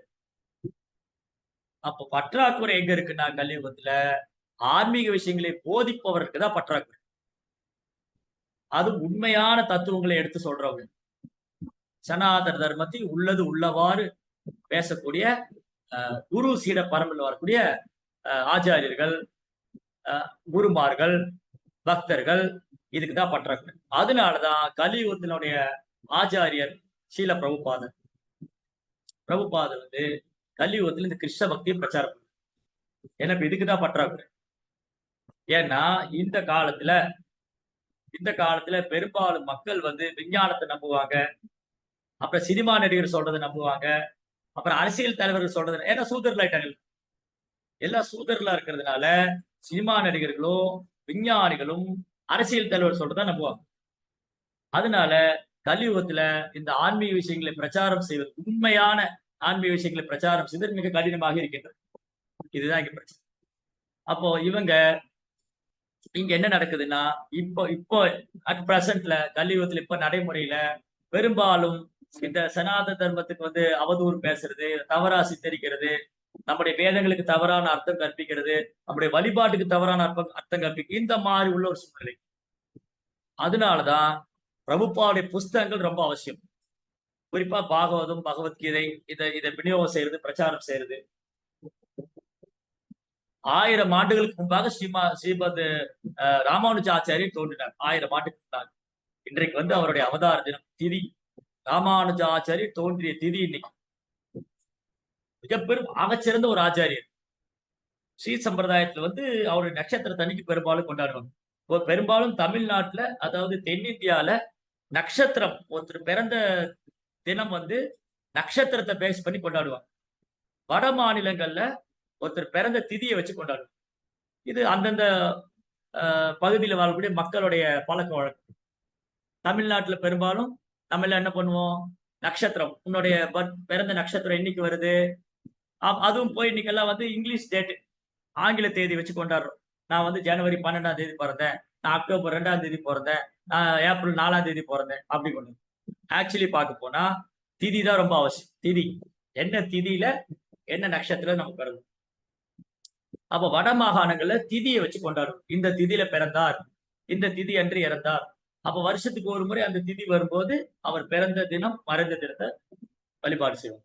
அந்த பக்தரோ அல்லது ஒரு பெரிய மனுஷன் பிறந்த திதி அன்னைக்கு அன்னதானம் பண்ணுவாங்க, பிரசாதம் கொடுப்பாங்க, அவங்க பிரார்த்தனை செய்வாங்க, இந்த மாதிரிலாம் பண்ணுவோம். திதியை மையமா வச்சு கொண்டாடுவோம். அது மாதிரி மறைந்த திதி, இன்னைக்கு எங்க அப்பாவுடைய திதி, அதனால நான் இன்னைக்கு தர்ப்பணம் செய்யறேன், இன்னைக்கு நான் வந்து பசுமாட்டுக்கு வந்து தானியங்களை போஜனம் கொடுக்குறேன், சேவை பண்றேன், இதெல்லாம் சொல்லுவாங்க. தென் மாநிலங்கள்ல நட்சத்திரத்தை வச்சு கொண்டாடுவோம். இன்னைக்கு வந்து திருவாதிரை நட்சத்திரம், அதனால வந்து இன்னைக்கு ராமானுஜருடைய அவதார தினம், அப்படிலாம் வந்து நட்சத்திரத்தை வச்சு கொண்டாடுவோம். இப்படி ஆச்சாரியருடைய தோற்றம், அவங்க தோற்றம் மறைவு, நம்ம முன்பே பேசின மாதிரி ஒரு குறிப்பிட்ட இடத்துக்கும் காலத்துக்கும் சூழ்நிலைக்கு தகுந்த மாதிரி ஆச்சாரியர். அப்ப 1000 ஆண்டுகளுக்கு முன்பாக ஸ்ரீபாத் ராமானுஜ ஆச்சாரியருக்கு தோன்றி இருந்தார். அவர் காலத்துல பெரும் சவாலா இருந்தது இதுதான், இறைவனுக்கு உருவம் கிடையாது, ஒரு அருவமானவர், அவர் உருவமற்றவர் அப்படின்னு பெரும்பாலும் நம்பிக்கிட்டு இருந்தாங்க. பெரும்பாலான மக்கள், குறிப்பா பாரதத்துல பெரும்பாலான மக்கள் வந்து இறைவனுக்கு வந்து உருவம் கிடையாது, அவர் அருவமானவரு, அவர் ஒளி வடிவானவரு, ஜோதி வடிவானவரு, அப்படி எல்லாம் நினைச்சாங்க பிரம்மவாதிகள். சிலர் மாயாவாதிகள் இருந்தாங்க. நான் முன்பே சொன்ன மாதிரி மாயாவாதிங்கிறவங்க பகவான் கிருஷ்ணனுடைய ரூபம், ராமருடைய பகவான் ஸ்ரீ ராமர், பகவான் ஸ்ரீ கிருஷ்ணர், இவங்கெல்லாம் வந்து கடவுள் தான் மனுஷனா வந்திருக்காரு, அவர் நம்மள போல மனிதனா இருக்காரு, சில காரியங்களை பண்ணுவாரு, அப்புறம் இறந்து போயிடுவாரு, திரும்ப ஒரு பிரம்மம் ஆயிடுவாரு. அந்த பிரம்மன் தான் இங்க ராமரா வந்தது, அந்த பிரம்மன் தான் இங்க கிருஷ்ணரா வந்தது, அது நம்மளை போல வேலை பண்ணிச்சு, அந்த பிரம்மம் இறந்து போச்சு, அந்த உடலை விட்டுடுச்சு, அது திரும்ப பிரம்மம் ஆயிடுச்சு. இது வந்து இறைவன் மேல வைக்கக்கூடிய மிக பெரும் குற்றச்சாட்டு, அதாவது இறைவன் மேல வைக்கக்கூடிய மிக பெரும் அபராதம். இறைவனுடைய ரூபத்தை வந்து பௌதிகமா நம்மை போல கருதுவது, கடவுளை வந்து நம்மை போல கருதுவது மிக பெரும் குற்றம். அவர் பார்க்க போனா அவர் நம்மள மாதிரி இருந்திருக்கலாம். ராமர் வந்து 2 கரத்தோட தோன்றினாரு. கிருஷ்ணர் தேவைப்படும் போது 4 கரங்களை வெளிப்படுத்தினாரு. அப்புறம் 2 கரத்தோட இருந்தாரு. அதனால அவர் மனித உருவுல வந்ததுனால அவரை மனிதனா எடுத்துக்கொள்ள முடியாது. அதுதான் வந்து அடுத்த ஸ்லோகத்துல பிரபுபாத் மென்ஷன் பண்ணாரு. 38ஆம் ஸ்லோகத்துடைய பொருளுரையில பிரபுபா எழுதியிருக்காரு. கடவுள் இந்த பூமிக்கு வரும்போது முட்டாள்களும் அறிவியலிகளும் அவர் ஒரு சாதாரண மனிதனா நினைக்கிறாங்க. 9.11 அவஜானந்தி மாமூடா மானுஷிம் தனுமாஸ்திரம் பரம்பாவம் அஜானந்தோ மம பூத மகேஸ்வரம். முட்டாள்களும் அறிவியலிகளும் நான் இந்த பூமிக்கு வரும்போது என்னையும் ஒரு சாதாரண மனிதனா நினைக்கிறாங்க. அப்போ ஸ்ரீபாத் ராமானுஜாச்சாரியர் அவர் இந்த பூமியில அவதாரம் செய்தது இது போல கருத்துக்களுக்கு முற்றுப்புள்ளி வைக்கலாம். கடவுள் வந்து அருவமானவர், அவருக்கு உருவம் கிடையாது, அவர் ஒளிவடிவானவர், அவருடைய உருவம் வந்து பௌதிகமானது அப்படின்னு சொல்லிட்டு இருந்தவங்க மத்தியில ராமானுஜாச்சாரியர் இந்த பூமியில தோன்றி அவர் வந்து தூய பக்தி, எப்படி வந்து பகவானை வழிபடுவது, பகவான் ஸ்ரீ கிருஷ்ணரை எவ்வாறு வழிபடுவது, அவருடைய பக்தர்களை எப்படி நம்ம உபசரிக்கிறது, வைஷ்ணவ சேவை, வைஷ்ணவர்களுக்கு கிருஷ்ண பக்தர்களுக்கு அடியார்களுக்கு சேவை செய்தால் ஆண்டவன் திருப்தி அடைவார், அடியார்களுக்கு சேவை செய்து ஆண்டவனை திருப்தி செய்ய வேண்டும், அப்புறம் அந்த ஆண்டவரை எவ்வாறு வழிபட வேண்டும் அப்படிங்கிறத மிக அழகாக அந்த பக்தியினுடைய வழிபாட்டு முறைகளையும் வைஷ்ணவ சேவையும் வந்து இந்த பூமியில ஸ்தாபிச்சவர் ராமானுஜாச்சாரி. ஆனா அவர் காலத்துல மிக பயங்கரமா கொடிகட்டி பறந்தது இந்த மாயாவாத கொள்கை. இறைவனை வந்து ஒரு சாதாரண மனிதனா நினைக்கக்கூடியது. ராமானுஜர் கூட ஒரு சிறு வயதுல ஒரு குருகுலத்துல படிச்சார். 5 வயசு குழந்தையா இருக்கும் போது அவரை குருகுலத்துல சேர்த்திருந்தாங்க. அவருடைய குருகுல ஆசிரியர் வந்து யாதவ் பிரகாஷ் வெறும் மாயாவாதி. அவர் கடவுளுக்கு ரூபமே கிடையாது, அவருடைய உடல் வந்து பௌதிகமானது, கடவுள் வந்து நம்மள மாதிரி உடல் எடுத்துக்கிறாரு அப்படின்னு அந்த தவறான தத்துவத்தை நம்பக்கூடிய ஒரு நபர். அவர் ஒரு குருவா இருக்கிறார், அந்த மாயாவாத குரு. அந்த மாயாவாதியோட குருகுலத்துல ராமானுஜரும் படிச்சு வந்தார் சின்ன குழந்தையில. ஒரு முறை ராமானுஜர் தன் குருவுக்கு சேவை செய்து கொண்டிருக்கிறார். குரு வந்து அமர்ந்திருக்காரு, ராமானுஜர் வந்து பக்கத்துல நின்று குருவுடைய தோள்கள் எல்லாம் வந்து மசாஜ் செய்யறாரு. ஆன்மீக குரு வந்து உபன்யாசம் பண்ணிட்டு இருக்கிறார். யாதவ் பிரகாஷா வந்து பேசிக்கிட்டு இருக்கிறாரு. அவரு வகுப்பு உபநிஷத்து புராணங்கள்லாம் வகுப்பு எடுக்கிறார். எல்லா மாணவர்களும் உட்கார்ந்து கேட்டு இருக்கிறாங்க, சீடர்கள்லாம். அதுல ஒரு மாணவரான ராமானுஜர் வந்து குருவுக்கு சேவை பண்ணிட்டு இருக்கிறார். உடம்பெல்லாம் மசாஜ் பண்ணி பக்கத்தில் நின்று அவர் பேசுறது கேட்டுக்கிட்டு அப்படியே சேவை செய்து கொண்டிருக்கிறார். அப்போ ஒரு இடத்துல இறைவனுடைய முகம், ஆண்டவரின் முகம், பகவானுடைய தாமரை திருமுகம், அதை பற்றி வர்ணனை, பகவானுடைய முகத்தை பற்றி வர்ணனை. அப்படி ஒரு வர்ணனை வரும்போது இந்த யாதவ் பிரகாஷ் என்ற மாயாவாதி என்ன பண்ணாரு, இறைவனின் முகம் வந்து குரங்கின் பின்பகுதி மாதிரி இருக்கு அப்படின்னு சொல்லிட்டேன். குரங்கின் பின்பகுதி, குரங்கோட பின்பகுதி ரொம்ப அசிங்கமா இருக்கு, அருவருப்பா இருக்கு, அந்த மாதிரி ஒப்பிட்டு சொன்னார். இதை கேட்ட உடனே ராமானுஜர் கண்கள் இருந்து அப்படியே அருவி மாதிரி கண்ணீர். அந்த ஒரு நீர் துளியும் வெந்நீர் ஊற்றிலிருந்து வெந்நீர் வந்து எப்படி வெந்நீர் ஊற்று, நீங்க வந்து பத்ரிகாசிரமத்துல எல்லாம் போனா வெந்நீர் ஊற்று பார்க்கலாம்.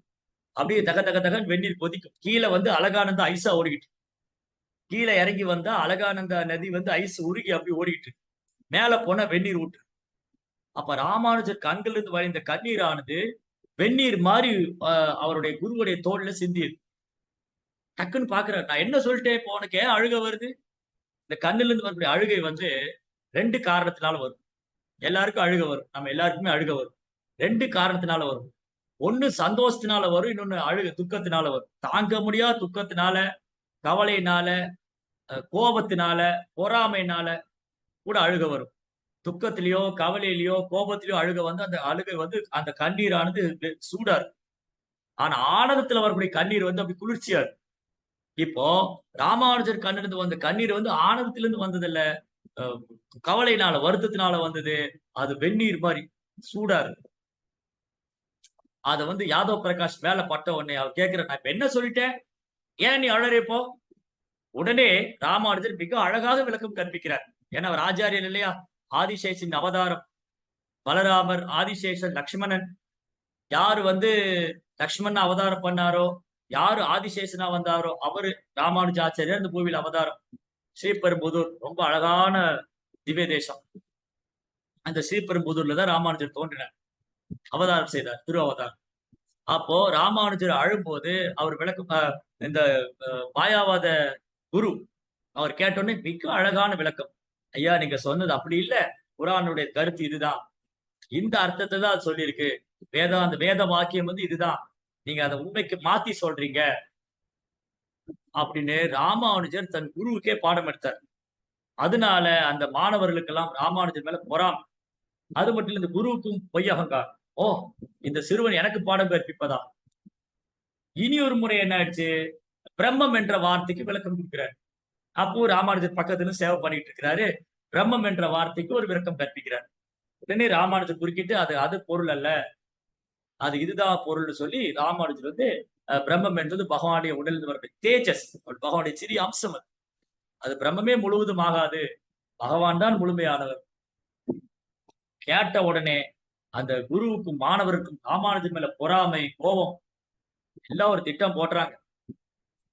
தன் குருவை கூப்பிட்டு இந்த மாணவர்கள்லாம் சேர்ந்து, குருநாதா இந்த ராமானுஜர் இப்படியே விட்டீங்கன்னா அவர் ஒரு ஸ்கூல் ஸ்டார்ட் பண்ணிடுவார், மிக புத்திசாலியா இருக்கிறார், வெறும் பெரிய விஷயங்கள்லாம் பேசுறாரு, காலப்போக்கில் இப்படியே விட்டீங்கன்னா அவர் வைஷ்ணவத்தை வளர்த்துருவாரு, வைஷ்ணவம் வளர்ந்ததுன்னா எல்லாரும் கிருஷ்ணரை முழுமுத கடவுளா வழிபடுவாங்க, எல்லாரும் உருவ வழிபாடு செய்வாங்க, பகவானுக்கு பூஜை செய்வாங்க, ஆரத்தி செய்வாங்க, எல்லாரும் கடவுளை முழுமுதற் கடவுளா ஒரு ரூபத்தை ஏற்று வழிபடுவாங்க. அப்புறம் மாயாவாத கொள்கை இல்லாமலே போயிடும், மாயாவாதமே இல்லாமல் போயிடும். மாயாவாதம் இல்லாம போகணும்ங்கிற ஆசையா உங்களுக்கு இல்ல, ராமானுஜர் இல்லாம போகணும். ராமானுஜர் இல்லாம போனாதான் மாயாவாதம் இருக்கும், ராமானுஜர் இருக்கிற வரைக்கும் மாயாவாதம் இருக்காது அப்படின்னு அவங்கள திட்டம் போட்டு இந்த ராமானுஜரை கொல்ல வேண்டும். ராமானுஜர் உயிரோடு இருக்கும் வரை என்ன ஆகாது, வைஷ்ணவம் வளராது, வைணவம் வந்து வளராது, சாரி மாயாவாதம் வளராது, வைஷ்ணவம் தான் வளரும், அவர் அதை வளர்த்து விட்டுருவாரு, இது ஆரம்பத்திலேயே தடுக்கணும். அப்ப எல்லாரும் திட்டம் போட்டாங்க, சரி நம்ம எல்லாம் கங்கை யாத்திரை போலாம். கங்கைக்கு யாத்திரை, தக்ஷின் பாரதத்துல இருந்து காஞ்சிபுரத்துல இருந்து கங்கைக்கு யாத்திரை. அப்போ யாத்திரையில போய் ராமானுஜர் அங்க கொண்டு விடலாம், கங்கையில தள்ளி விட்டுட்டு வந்துடலாம். கேட்டா ராமானுஜர் குளிக்கும் போது கங்கையை அடிச்சுன்னு போயிடுதுன்னு சொல்லி அப்படிதான் திட்டம். கங்கா யாத்திரை போகும்போது அவர் கொண்டுடலாம். இது வந்து ராமானுஜருடைய சகோதரனான கோவிந்தாவுக்கு காதுல விழுந்துருச்சு. நைட் எல்லாம் ராத்திரி வந்து குருகுலத்துல எல்லாம் தூங்கிட்டு இருக்கும் போது இவங்க இந்த கோவிந்தா தூங்குறதா நினைச்சுக்கிட்டு இவங்க எல்லாம் டிஸ்கஸ் பண்றாங்க, இவங்க எல்லாம் மீட்டிங் போட்டாங்க. அந்த யாதவ் பிரகாஷ், மாயாவதி அவங்க மாணவர்களா சேர்ந்து பேசிட்டு இருக்கிறத கோவிந்தா கேட்டு உடனே ராமானுஜர் சொன்ன, ராமானுஜா இங்க உனக்கு பெரும் ஆபத்து, இங்க இருந்தா வந்து இவங்க உன்னை கொன்னுடுவாங்க, அதனால நீ ஓடிடு, எங்க இருந்து போயிடு, என்னை பத்தி கவலைப்படாத, நான் எப்படியோ வந்துடுவேன், நான் எப்படியோ வந்துடுறேன், அவங்களுக்கு என்ன கொல்லணுங்கிற எண்ணம் இல்ல, உன்னதான் டார்கெட் பண்ணிட்டு இருக்காங்க, உன்னதான் கொல்லணும்னு நினைக்கிறாங்க, அதனால நீ இங்க இருந்து போயிடு, மீதி நான் பார்த்து. ராமானுஜர் வந்து அவருடைய குரு கூட தானே வந்தார், காஞ்சிபுரத்துல இருந்து கங்கா யாத்திரை வடநாட்டுக்கு வந்து கங்கை ஸ்நானம் பண்றதுக்காக வர்றாரு. அப்ப குரு அழைச்சிட்டு வந்தார். போகும்போது எப்படி போகணும், எந்த வழியா வந்தோம், எப்படி போகணும் ஒண்ணுமே தெரியல. அந்த நடு ராத்திரியில காட்டுல ஓடி வர்றார், காட்டுல வேகமா நடந்து வர்றார், எந்த திசையில போகணும் எப்படி போகணும் ஒண்ணுமே தெரியல, சாப்பிடல, தண்ணி கூட குடிக்கல, ஒரு இடத்துல மயங்கி விழுந்துடுறாரு. அப்புறம் திருப்பி எந்திரிச்சு எந்த பக்கம் போடும் போது அந்த காட்டு வழியா ஒரு வேடன், அந்த வேடனுடைய மனைவி கையில அம்பு வில்லு, அந்த வேடன் கையில அம்பு வில்லு இருக்கு, அவங்க மனைவி வராங்க, எதுக்கால ராமானுஜர் வர்றாரு. அப்போ இந்த ராமானுஜர் அவர்கிட்ட கேக்குறாங்க, உங்களுக்கு காஞ்சிபுரத்துக்கு வழி தெரியுமா, காஞ்சிபுரத்துக்கு எப்படி போகணும், எனக்கு வழி தெரியாது, நான் வழி தவறிட்டேன், என் கூட வந்தவங்கள நான் தவற விட்டுட்டேன். சாமி நீங்க காஞ்சிபுரத்துக்கா போறீங்க, ஆனா நாங்களாக தானே போறோம், நாங்க வழி சொல்லி கூட்டிட்டு போறோம், அதை பத்தி நீ ஏன் கவலைப்படுறீங்க, என் கூட வாங்க சாமி. அப்போ ராமானுஜர் பெரும் ஆனந்தம், அடடே பரவாயில்லையே, இந்த வேடனும் இந்த அவங்க மனைவியும் காஞ்சிபுரத்துக்கு தான் போறாங்களா, அப்ப அவங்க கூட போனா ரொம்ப சௌரியமா போடும், நமக்கு வழி தவறு போக மாட்டோம், நீங்க ஒண்ணும் கவலைப்படாத சாமி, நாங்க பாத்துக்கிறோம், நீங்க என் கூட வந்தா மட்டும் போதும், நாங்க கொண்டு உங்க ஊர்ல சேர்த்திடுறோம், அது எங்க வேலை. ரொம்ப சந்தோஷம். வாடா, இப்ப வழி தெரிஞ்சு போச்சு நமக்கு, இவங்க கூட்டிட்டு போவாங்க. சரி, வழியில போறாங்க. போகும்போது ராமானுஜர் வந்து ஸ்ரீ ஸ்ரீராமர், பகவான் ஸ்ரீராமருடைய தெய்வீகமான குணங்கள், ராமரின் லீலைகள், அப்போ ராமருடைய நாமம் பாடுற. அப்போ இந்த வேடன் கேக்குறாரு, அது யாரு சாமி? ராமசாமி. சும்மா ராமா ராமான் ராமசாமியோட பாட்டை பாரு. ராமசாமி யாரு சாமி? அப்போ ராமானுஜர் சொல்றாரு, என்னது ஸ்ரீராமனை தெரியாதா உங்களுக்கு? அட போங்க சாமி, நமக்கு எந்த சாமியும் தெரியாது, நீங்க தான் ஏதோ ராமசாமி சொல்றீங்க.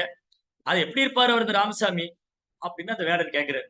அந்த மனைவி, ஆமா சாமி சொல்லுங்க, நாங்களும் தெரிஞ்சுக்கிறோம், அந்த ராமசாமி எப்படி இருப்பாருங்க. அப்போ வழி நெடுக அந்த காட்டு வழியில அந்த வேடனும் அந்த வேடனின் மனைவிக்கும் பகவான் ஸ்ரீராமருடைய நாம ரூப குணாதிசயங்கள் ஸ்ரீமத் ராமாயணம் ராமானுஜாச்சாரியர் வந்து அவங்ககிட்ட ராமாயணம் பேசிக்கிட்டே வர்றார். வழி நெடுக பகவானுடைய லீலைகள், அவருடைய மகிமைகள், அவருடைய தெய்வீகமான குணங்கள், அவருடைய கருணை, எப்படி ராமர் வந்து சுக்ரீவனுக்கு கருணை காமிக்கிறாரு, குகனை தன் சகோதரனை ஏத்துக்கிட்டாரு, விபீஷணன் சரணாகதின்னு வந்து அவரை ஏத்துக்கிட்டாரு, பரதன் கிட்ட எப்படி அன்பு செஞ்சாரு, எல்லா ஜீவராசிகள்கிட்ட வானரங்கள்ட்ட எப்படி அன்பு செஞ்சாரு, அப்படி அவருடைய உயர்ந்த குணங்கள்லாம் பாடிக்கிட்டே வர.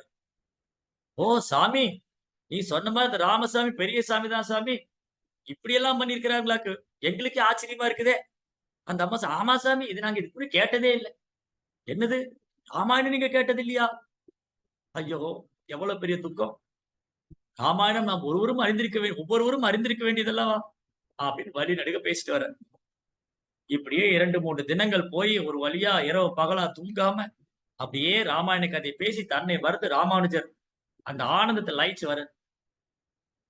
ஒரு குறிப்பிட்ட இடம் வந்த உடனே அந்த வேடனின் மனைவி சொல்றா, ஐயோ என்னால இதுக்கு மேல நடக்க முடியாது சாமி, எனக்கு காலெல்லாம் வலிக்குது, தொண்டையெல்லாம் வறண்டு போச்சு, தண்ணி வேணும் தண்ணி வேணும். ராமானுஜர் சுத்தி முத்தி பாக்குறாரு, எங்கேயுமே ஆறோ குளமோ தெரியல. தண்ணி குடிக்காம ஒரு அடி என்னால எடுத்து வைக்க முடியாது சாமி அப்படின்னு அந்த அம்மா உட்காந்துட்டாங்க. இந்த வேடன் சொல்றாரு, எப்படி என் மனைவி விட்டு நான் போவேன், எங்க போய் தேடுவேன்? சரி சரி, நீங்க இருங்க, நீங்க எங்கேயும் போக வேண்டாம், நீங்க உங்க மனைவியை பாத்துக்கங்க, நான் போய் தண்ணி எடுத்துட்டு வரேன். ராமானுஜர் ஓடுறேன். ராமானுஜர் காட்டுக்குள்ள ஓடுற, எங்கேயாவது நீர் தேக்கம் இருக்கா, தண்ணி எடுத்துட்டு வரலாமா? எப்படியோ ஒரு குவளையில புடிச்சு தண்ணி எடுத்துட்டு வந்துட்டார். வந்து பார்த்தா அந்த 2 பேரையும் காணும். அந்த வேடனையும் காணும், வேடனுடைய மனைவியும் காணும். சுத்தி முத்தி கூப்பிடுறாரு, தேடுறாரு, எங்க இருக்காங்க, சத்தமே வரல. என்னது, என் கூட தானே வந்தாங்க, இவ்வளவு நேரம் ராமாயணம் பேசிட்டு கேட்டுக்கிட்டே வந்தாங்களே, ரொம்ப சந்தோஷமா கேட்டு வந்தாங்க, என்ன சிரிப்பு, சிலர் சிரிக்கிறாங்க, சிலர் அழுறாங்க, கை தட்டுறாங்க, ஆரவாரம் செஞ்சாங்க, எங்க போனாங்க அவங்க? எதிர்த்த மாதிரி இன்னொருத்தர் வர்றாரு. ஐயா, நீங்க ஒரு வேடனையும் அவங்க மனைவி பாத்தீங்களா? இல்லைங்க, அப்படி யாரும் நாங்க பாக்கல. ஓ, எங்க போனாங்கன்னு தெரியலையே. சரி, நான் காஞ்சிபுரத்துக்கு போகணும், வழி சொல்ல முடியுமா? நீங்க காஞ்சிபுரத்துல தான் இருக்கீங்க தம்பி, நீங்க எங்க போகணும்னு கேட்கிறாரு. இத பாருங்க, அங்க வரதராஜருடைய கோயில் கோபுரம் தெரியுது பாருங்க, வரதராஜ பெருமாளுடைய கோயில் கோபுரம் தெரியுது பாருங்க. அப்படியே ராமானுஜர் கண்கள் இருந்து அப்படி கண்ணீர் அருவி மாதிரி வரும். அப்ப இவ்வளவு நேரம் என் கூட வந்தது யாரு? அந்த வரதராஜ பெருமாளும் பெரிய பிராட்டி, பெரிய நாயகி, அந்த லட்சுமி தாயாரும் பெருந்தேவி தாயார், லட்சுமி தாயாரும் வரதராஜருமா வந்தது. அவங்கதான் ஒரு வேடன் ரூபத்திலையும் ஒரு வேடனின் மனைவி ரூபத்திலையும் வந்தாங்களா? அந்த சாக்ஷா ஜெகன்மாதா லட்சுமி தேவி ஒரு வேடனின் மனைவி ரூபத்துல வந்தாங்களா? அந்த பரம புருஷோத்தமனான நாராயணன், பரம்பொருள் பரமாத்மா கிருஷ்ண பகவான், அவர்தான் அந்த வேடன் ரூபத்துல வந்ததா? பகவானின் கதையை பகவான் இடத்துலயே நான் சொல்லிட்டு வந்தனா அப்படின்னு ராமானுஜருடைய கண்கள்ல கண்ணீர். இப்படி பகவானின் லீலைகள் வந்து பகவானையே கவரக்கூடிய ராம லீலை, எல்லா ஒரு லீலைகளும். சோ அதனால இந்த மாயாவாதிகளுக்கு இதெல்லாம் புரியாது. மாயாவாதிகளுக்கும் அருவாவாதிகளுக்கும் பௌதிகவாதிகளுக்கும் விஞ்ஞானிகளுக்கும் இதை புரிந்து கொள்ளது முடியாது. ஏன்னா அவங்க பக்தி மார்க்கத்தை ஏற்றுக்கொள்ளாதனால, பக்தி தொண்டை ஏற்றுக்கொள்ளாதனால அவங்கனால இதெல்லாம் புரிஞ்சுக்க முடியாது. அப்ப அவங்களுக்கு என்னது, இந்த விராட புருஷன் தான். இந்த விராட ரூபத்தை அவங்க படிக்க இந்த விராட புருஷனை அவங்க தியானம் பண்ண படிப்படியா அவங்க பக்தி மார்க்கத்துக்கு வருவாங்க. ஏன்னா அவங்க மறைமுகமா பகவானை தியானிக்கிறாங்க, மறைமுகமா பகவானுடைய விராட ரூபத்தை வழிபடுறாங்க. இப்ப பகவான் தான் வழிபடுறாங்க, மறைமுகமா வழிபடுறாங்க. சோ இப்படி இந்த கடவுள் ஒருவர் தான், அவர்தான் ஸ்ரீமன் நாராயணன், அவர்தான் பகவான் கிருஷ்ணர் அப்படின்னு ஓரொரு வைஷ்ணவ ஆச்சாரியர், ராமானுஜராகட்டும், அவருக்கு பின்பு வந்த மாத்வாச்சாரியராகட்டும், அவருக்கு பின் வந்த எண்ணற்ற ஆச்சாரியர்கள், பக்தி வினோத் தாக்கூர், பக்தி சித்தாந்த சரஸ்வதி தாக்கூர், ஸ்ரீல பிரபுபாதர் வரை இன்றைக்குள்ள எல்லா ஆச்சாரியரும் பகவான் ஸ்ரீ கிருஷ்ணரே பரம புருஷோத்தமனான முழுமுதற் கடவுள், அவர்தான் எல்லாராலும் வழிபடப்பட வேண்டியவர், அவரைத்தான் நாம் தியானிக்க வேண்டும், அவரைத்தான் நாம் திருப்தி செய்ய வேண்டும். ஏனென்றால் நாம் எல்லோரும் அவருடைய அங்க உறுப்புகள் அப்படிங்கிறத கற்றுக் கொடுக்கிறார். இப்போ இங்க ரொம்ப அழகா சொல்லியிருக்கு. 37வது ஸ்லோகத்துடைய மொழிபெயர்ப்புல, தங்களால் இயன்ற பொருட்களை கொண்டு யாகங்கள் செய்து பகவானை திருப்திப்படுத்த வேண்டியது அனைவருடைய கடமையாகும். ஓரொரு மனிதனுடைய கடமையும் இறைவனை திருப்தி செய்ய வேண்டும். இதுதான் எல்லா மார்க்கும் சொல்லுது. கிறிஸ்துவ மார்க்கும் ஆண்டவரை திருப்திப்படுத்த வேண்டும், ஆண்டவரை வழிபடுங்க, ஆண்டவரிடம் மன்றாடி பிரார்த்தனை செய்யுங்க, அவரை துதித்து பாடுங்க, அவருடைய நாமத்தை ஜபம் செய்யுங்க. இஸ்லாம் மார்க்கும் அதுதான் சொல்லுது, இறைவன் ஒருவனே, அவரே எல்லாம் கொடுக்கிறாரு, எல்லா புகழும் அவருக்கே உரித்தாகட்டும், நாம் அவருடைய நாமத்தை ஜபிக்க வேண்டும். அப்ப இங்க அது நேரடியா சொல்லி, மற்ற மார்க்கங்கள்ல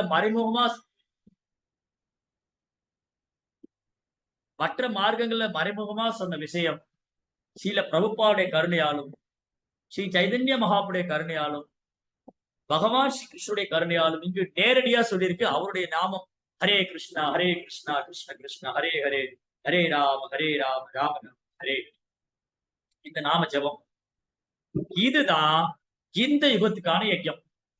வேற எந்த யஜ்யம் பண்றது நமக்கு தகுதியே கிடையாதுன்னு வச்சுக்கோங்களேன். இங்க சுத்தமான நெய் கிடைக்குதா? கிடையாது, நெய் ஃபுல்லா கலப்படம். சரி, சுத்தமான தானியம் கிடைக்குதா? அதுவும் கிடையாது, அது பூரா ரசாயனம், கழிவு. அதுவும் தானியமும் சுத்தம் இல்ல, நெய்யும் சுத்தம் இல்ல, யாகம் பண்ற இடமும் சுத்தம் இல்ல. முதல்ல யாகம் செய்யறதுக்கு முன்னாடி ஏர் கலப்பை வச்சு அந்த பூமியை உழுவாங்க. அந்த அந்த உழக்கூடிய பூமியானது நல்ல மண் வளம் உள்ள பூமியாகும். அது வாழ்வதற்கும் வாழ்வாதாரத்துக்கும் தகுந்த பூமியாகவும் இருக்கு. இன்னைக்கு பூமி எல்லாம் பாலைவனமாயி போச்சு. நிலத்துல தோண்டினா கூட தண்ணி வர மாட்டேங்குது. 1000 அடி 700 அடி 1000 அடியில போர் போடுறாங்க. அப்புறம் பூமியை தோண்டினா மண்டை ஓடு தான் கிடைக்குது. அப்ப இந்த பூமியும் அஸ்தப்படுத்தியாச்சு, உண்ற உணவும் அஸ்தமாயிருச்சு, பூமியும் அஸ்தமாயாச்சு, எண்ணங்களும் அஸ்தமா இருக்கு. காமம், கோபம், பேராசை, பொய்யங்காரம், ஆணவம், செருக்கு, புலனின்பம். அப்ப எண்ணமும் சுத்தமா இல்ல, உடலும் சுத்தமா இல்ல, வரக்கூடிய யாகம் பண்ணக்கூடிய புரோகிதரும் சுத்தமா இல்ல, யாகத்துக்கான பொருட்களும் சுத்தமா இல்ல. எப்படி யாகம் செய்யறது? யாகத்தோடைய நோக்கமே இறைவனை திருப்திப்படுத்துறதா. ஆனா இங்க ஒவ்வொருத்தரும் தன் திருப்திக்காக தான் யாகம் செய்யறாங்க. இதனால இத்தகைய யாகங்கள் ஒருபோதும் இறைவனை திருப்திப்படுத்தாது. அத்தகைய யாகம் செய்வதற்கு நாம் தகுதி வாய்ந்தவங்களும் அல்ல. அதனாலதான் பகவான் சைதன்யர் யாரு திரேதாயுகத்துல ராமரா அவதாரம் செய்தாரோ, யாரு துவாபரயுகத்துல கிருஷ்ணராக அவதாரம் செய்தாரோ, அவர் கலியுகத்துல சைதன்ய மகாபிரபு அவதாரம். கிருஷ்ணவர்ணம் துஷா கிருஷ்ணம், கிருஷ்ணர் தான் கருப்பு இல்ல, உருக்கிய பொண்ணு இடத்துல வந்தார். சரி, என்னப்பா சொல்லி கொடுத்தாரு அவரு? கிருஷ்ணவர்ணம் துஷா கிருஷ்ணம் ச அங்க உபாங்க அஸ்தர். அவரு பகவான் கிருஷ்ணர் சைதன்யராக தன்னுடைய அஸ்திரங்களோடும் அங்கங்களோடும் பரிவாரங்களோடு தோன்றினார். சரி, எதுக்குதான் தோன்றினாரு? யஜ்யம் சங்கீர்த்தன பிராயை. இந்த யுகத்துக்கான யஜ்யம் ஹரே கிருஷ்ணா கிருஷ்ண கிருஷ்ணா ஹரே ஹரே, ஹரே ராம ராம ராம ஹரே ஹரே. இந்த யஜ்யம் நாம சங்கீர்த்தனம். இதுக்கு பொருள் செலவே கிடையாது. இந்த நாம சங்கீர்த்தனம் பண்றதுக்கு ஹரே கிருஷ்ணா கிருஷ்ண கிருஷ்ண ஹரே ஹரே, ஹரே ராம ராம ராம ஹரே ஹரே. இந்த நாம ஜபம் செய்யறதுக்கு பொருள் செலவு கிடையாது. உடல் சுத்தமா இருக்கான்னு பார்க்கணும் அவசியம் கிடையாது. மனது சுத்தமா இருக்குமா பார்க்கணும் அவசியம் கிடையாது. சொல்லக்கூடிய பிராமணரான தகுதி இருக்கான்னு அவசியம் கிடையாது. எந்த ஒரு அடிப்படை தகுதியும் கிடையாது. எந்த ஒரு அடிப்படை தகுதி தேவை. யாரு வேணாலும் எப்ப வேணாலும் எங்க வேணாலும் சொல்லலாம். அவர் உயர்ந்த குலத்துல பிறந்தவரா, தாழ்ந்த குலத்துல பிறந்தவரா, படிச்சவரா, படிக்காதவரா, சுத்தமானவரா, அசுத்தமானவரா, வசதியானவரா, ஏழையானவரா, உயர்ந்த ஜாதியா, தாழ்ந்த ஜாதி, எந்த ஒரு பாகுபாடு இல்லாம எல்லோருக்கும் பொதுவான இந்த மந்திரம், எல்லோருக்கும் பொதுவான மந்திரம் ஹரே கிருஷ்ண கிருஷ்ண கிருஷ்ண ஹரே ஹரே, ஹரே ராம ராம ராம ஹரே ஹரே. இந்த நாம ஜபத்தை சைதன்ய மகாபிரபு இந்த கலியுகத்துக்கான யாகம், இந்த கலியுகத்துக்கான சங்கீர்த்தன யஜ்யத்தை வந்து தொடங்கி வச்சாரு. அப்போ கலியுகத்துல வந்து யாரு ஹரே கிருஷ்ணா மந்திரம் சொல்றாங்களோ, யாரு பகவான் சைதன்யரை வழிபடுறாங்களோ அவங்க ரொம்ப பாக்கியப்பட்டவங்க, ரொம்ப பாக்கியம் செஞ்சவங்க. யாரும் கலியுகத்துல கிருஷ்ணவர்ணம் திஷா கிருஷ்ணம் யஜ்ஞம் சங்கீர்த்தன பிராயை யஜேதிகை சுமேதசா. சுமேதசன ரொம்ப புத்திசாலியம். கலியுகத்துல யாராவது கிருஷ்ணர் முன்னாடி வந்து 2 கை தூக்கி ஹரே கிருஷ்ண கிருஷ்ண கிருஷ்ண ஹரே ஹரே, ஹரே ராம ராம ராம ஹரே ஹரே அப்படிங்கிற மகாமந்திரத்தை சொன்னா அவரை விட ஒரு புத்திசாலி பாக்கியசாலி கிடையாது. இமிடியா மற்ற யுகங்கள்ல எவ்வளவு கஷ்டப்பட்டு யாகம் வளர்த்தாங்களோ, வெறும் பொருள் செலவு, அது வெறும் மன்னர்கள் தான் செய்ய முடியும். அஸ்வமேத யஜ்யம், ராஜசூய யஜ்யம், கோ பூஜை, கோ ரக்ஷா, இந்த மாதிரி பெரும் பசுமாட்டை தானம் கொடுப்பது, ஆயிரக்கணக்கான லட்சக்கணக்கான பசுக்களை தானம் கொடுக்கிறது. ஆயிரக்கணக்கான லட்சக்கணக்கான பசுக்களை தானம் கொடுத்தா என்ன ஒரு புண்ணியம் கிடைக்குமோ, 100 அஸ்வமேத யாகம் செய்தால் என்ன ஒரு புண்ணியம் கிடைக்குமோ, 1000 ராஜசூய யாக்கியம் செஞ்சா என்ன ஒரு புண்ணியம் கிடைக்குமோ, அது வந்து ஒரு முறை 2 கையும் உயர்த்தி ஹரே கிருஷ்ண கிருஷ்ண கிருஷ்ண ஹரே ஹரே, ஹரே ராம ராம ராம ஹரே ஹரே இந்த மகாமந்திரத்தை உச்சரிப்பதற்கு ஈடாக காம்பன்சேட் பண்ண, ஈக்குவல் பண்ணவே முடியாது, கம்பேர் பண்ணவே முடியாது. ஒரு முறை யாரேனும் ஒரு முறை ஹரே கிருஷ்ணா மகாமந்திரம் உச்சரிப்பார்களே ஆனால் அவங்க சொன்ன அந்த மகாமந்திரம், இதுக்கு வந்து இந்த மகாமந்திரத்தினால் கிடைக்கக்கூடிய நன்மை அந்த ஆத்மாவுக்கு வேறு எதிலும் கிடைக்கிறதுக்கு ஈடாக, அது அஸ்வமேத யாகமா இருந்தாலும் சரி, ராஜ்ய யஜ்யமா இருந்தாலும் சரி, அது கோதானம் என்ன பண்ணியிருந்தாலும் ஒரு முறை ஹரே கிருஷ்ணா மகாமந்திரம் உச்சரித்ததற்கு ஈடாகாது. சோ சைத்தன்ய மகாபிரபு ரொம்ப கருணையோட நமக்கெல்லாம் ஹரே கிருஷ்ணா மந்திரம் கொடுத்திருக்க. 38 ஸ்லோகா. யானசாமீஸ்வர விக்ரஸ்ய யஹ சன்னிவேஷக கதிதோ மயாதே சந்தாத்யதே அஸ்மின் புருஷி சிஷ்டே மனஸ்வ புத்தியான யதோ அஸ்தி கிஞ்சித். இவ்வாறு முழுமுதற் கடவுளின் பிரம்மாண்டமான ஸ்தூல ஜட தோற்றத்தை உமக்கு நான் விளக்கினேன். முக்தியை விரும்பும் ஒருவன் தன் மனதை பகவானின் இந்த உருவின் மீது பதிய செய்வான். ஏனென்றால் பௌதிக உலகில் இதை விட அதிகமானது வேறொன்றும் இல்லை. அப்போ யாருக்கு இதெல்லாம், இந்த விராட ரூபம் விஸ்வரூபம் எல்லாம் புத்தியில தாழ்ந்தவங்களுக்கு, இறைவனுடைய ஆன்மீக ரூபத்தை உணர முடியாதவங்க, பக்தி மார்க்கத்தில் இல்லாதவங்க, ஹரே கிருஷ்ணா நம்ம ஜபம் பண்ணாதவங்க, அவங்களுக்கு வேணா இந்த விஸ்வரூபத்தை பத்தி தியானம் பண்ணலாம், விராட ரூபத்தை தியானம் பண்ணலாம். இது மூலமா அவங்க படிப்படியா இறைவனை முயற்சிக்கலாம். ஆனா பிரபுப்பாவுடைய கருணையினால நம்ம கோயில்ல வந்த உடனே, பக்தர் சங்கத்துல வந்த உடனே ஹரே கிருஷ்ண கிருஷ்ண கிருஷ்ண ஹரே ஹரே, ஹரே ராம ராம ராம ஹரே ஹரே நாம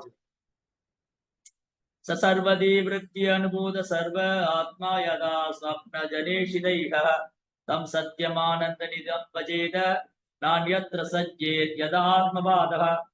ஒரு சாதாரண மனிதன் அவன் காணும் கனவுகளில் ஆயிரக்கணக்கான தோற்றங்களை சிருஷ்டிப்பது போலவே பல்வேறு தோற்றங்களில் தம்மை விரித்துக் கொள்பவரான பரமபுருஷர் மீது மட்டுமே ஒருவன் மனதை பதிவு செய்ய வேண்டும்.